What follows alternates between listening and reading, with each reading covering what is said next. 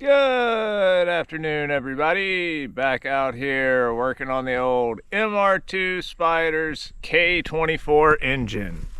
This one you see sitting here is the US K24A2. It is the same in that it's a RBB3, just like the other one, which is a 04 to 06. They do make one a little hotter than this one, with hotter cams, I should say. But this by far is the most bang for the buck and going to be the best for what we're trying to do. But I have the one down the hill, which is going to be the one that actually goes into that car. It's a JDM version, a K24A. So I have to remove the water pump assembly from in here. I want to go ahead and get this power steering pump and all off, the alternator, compressor, all that stuff that we don't need. I also have to take the heater hose assembly off over here and the thermostat from down there. And I think there's just a few other little minor things we need off here. Most of it just from the accessory drive. I need that tensioner pulley and a few other things off from over here.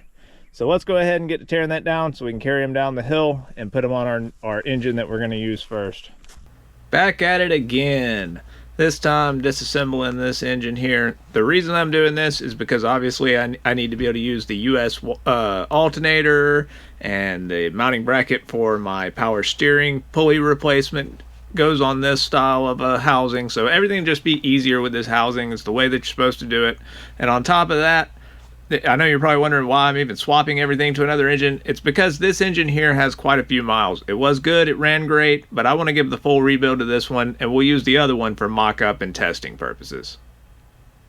Okay, everybody, let me show you why we're going to be going with this engine instead of the other one. As you can see, this is a RBB engine, just like the other one. They're both RBB3. What that means is that there are 3 lobes on both of these cams, on both intake and exhaust. Full VTEC, true VTEC. That's what you want to look for on these. RBB3 and the RBB4, they're going to have the true full VTEC and going to be the better flowing of the Case 24 heads.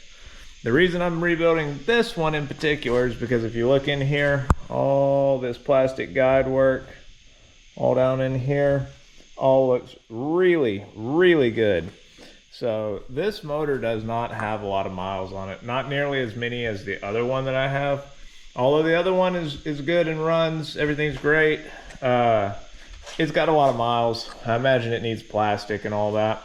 So we're just going to do a full rebuild on it, and we're going to throw this one in as it sits to be the one to get it running. So I have a whole bunch of parts that I have to put onto this one.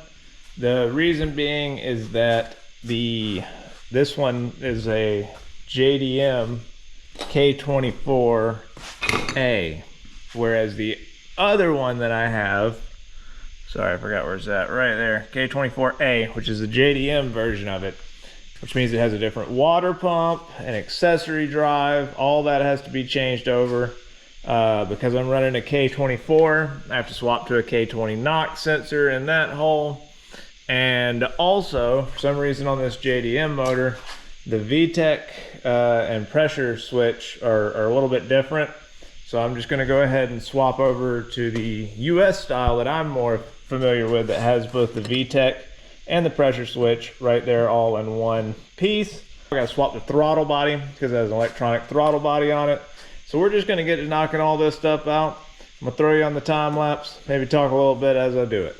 Starting off with the basic assembly, just throwing in the plugs, putting on the valve cover, making sure everything's tightened down. Be careful not to over tighten anything. Obviously we are working with aluminum here. This is actually my first dive into K-Series. I'm a big B-Series guy in the past, so I'm learning with you. If you're wondering why I'm taking a little bit more time in some of these things, but we're going to get it figured out together. While I still got plenty of room to access this hole right here, I'm going to go ahead and throw in my K20 style NOx sensor. That part number right there. Get that NOx sensor screwed in there good, and also put on this little oil, I guess you call it like a galley cover, oil port cover, because I'm not going to be using an oil cooler on this particular model. Now we got to change our pulley tensioner, because it also is different, and the way everything mounts to it is different. So So we're going to swap out that one for this one, because this is the right one to mount to this water pump housing. It'll also be a lot easier if I'm broken down on the side of the road to find another one here in America. We've got this aftermarket EP3 pulley. This is to replace the power steering pump, because obviously you still got to have a top pulley. So this is the route that I went with. It was 60 bucks, I think, on the Amazonia. I just went with the cheapest option I could find for this. They do make really nice auto tensioning ones, but I just needed a way to route this belt. And obviously the MR2 has electric power steering, so I didn't need that. Throw on the alternator and all the rest of the accessories and we're good to go. Got our new 70mm throttle body. Not only is it mechanical, but also much larger. Hope it fits. It does. Had to have that to obviously eliminate that drive-by-wire, as I said. I once again went with a pretty cheap option here. I got a big one, that way when I upgrade my intake in the future, I'll be able to throw it on it with no problems. You might want to use the hardware provided. I probably will swap out those 2 bolts because they were a little bit long. But otherwise, not a bad option for 70 bucks on Amazon. Get the heater hoses put on there, this whole transfer block on the side here, coolant hard line, all the other random hoses that run up to the coolant temp sensors and all those things, just a bunch of other random stuff that has to go on here. Get the oil pressure sending unit installed with some yellow thread tape, screw down the coils, and we're ready for a belt. Time for a belt. As you can see here, I got this old Bando 7PK 1320. Now, I did measure this. It came out to pretty much exactly 52.5 with the pulley in the middle. So that's what I wanted to do. However, no one makes a 52.5-inch belt. So I had to get this 52-inch belt, and I'm just gonna run the pulley all the way down, and hopefully that will work.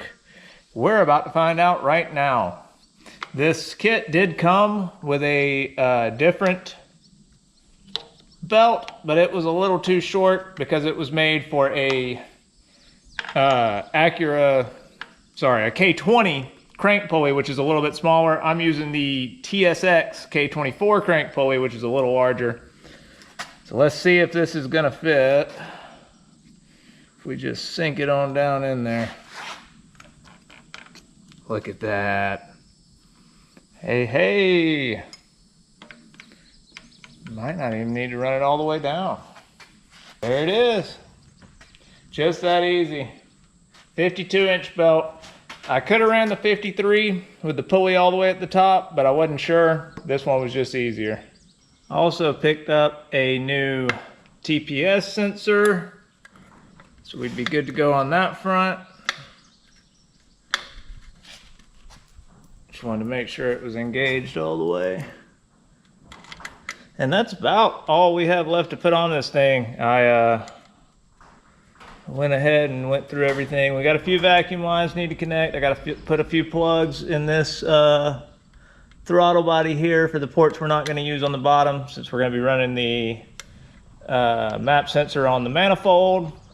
And really, y'all, that's about it. We're about ready for some test fitting next weekend. Alrighty, folks, there you have it in all its glory. New throttle body with the TPS, all the accessories, the accessory drive, new belt, VTEC solenoid pressure switch, oil pressure sending unit, K20 NOx sensor up under there. Everything we needed to be able to make this engine run and perform with our new ECU and our MR2 Spider. So that's about it for this one. I know it probably wasn't the most entertaining thing in the world. Once again, it was a necessity. It had to happen. So I might as well show you while I do it. Thank you all so much for watching every week. There's been a lot more support with these videos than I ever thought there would be. A lot more people interested than I really thought there would be. I thought this would be a lot smaller of a project. And since I've been getting so much support on it, it's made me want to get it done even quicker. So thank you all for watching. We'll see y'all again real soon.